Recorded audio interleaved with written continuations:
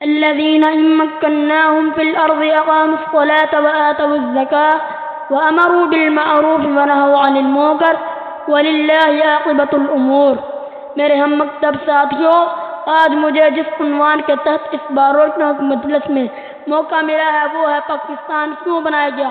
جناب علی وقار، یہ کتنا بڑا المیہ ہے کہ ہندوؤں، سکھوں اور انگریزوں کی ہزار مخالفتوں، شرارتوں اور سازشوں کا مقابلہ کرتے ہوئے اور لاکھوں جانوں، عصمتوں اور کروڑوں اربوں کی جائیدادوں کی قربانی دے کر پاکستان بنانے والوں کی تیسری نسل ان تمام حالات و واقعات سے قطعاً ناواقف ہے۔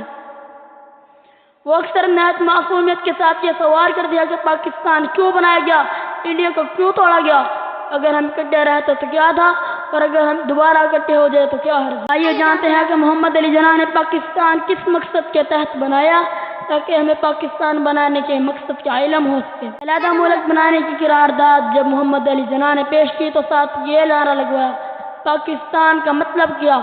لا الہ الا اللہ۔ مطلب یہ تھا کہ پاکستان لا الہ الا اللہ کی خاطر بنانا چاہتے ہیں اور اس کا نظام بھی اسی نظریے کی خاطر چاہتے ہیں۔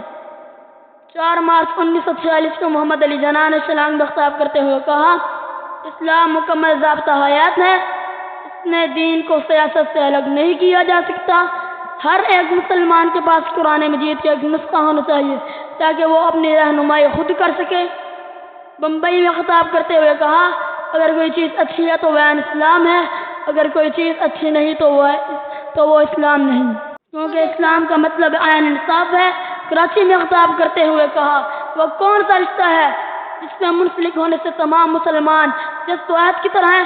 وہ کون سا لنگر ہے جس سے اس امت کی کشتی محفوظ کر دی گئی ہے؟ وہ کون سی عمارت ہے جس پر ان کی ملت کی عمارت استوار ہے؟ وہ رشتہ، وہ لنگر، وہ چٹان خدا کی کتاب کریم ہے۔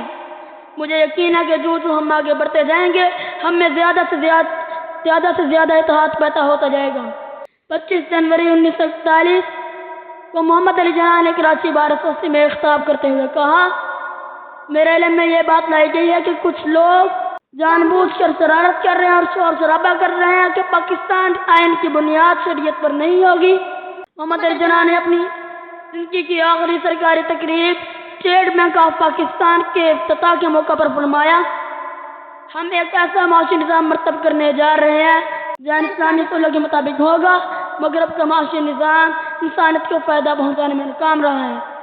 22 اکتوبر 1949 میں تمام کابرین وزیر اعظم پاکستان لیاقت علی خان کی سربراہی میں قرارداد مقاصد منظور کی جس میں ملک اسلامی فلاحی ریاست بنانے کا ارادہ کیا گیا اور یہ قرارداد موجودہ ان کا حصہ ہے۔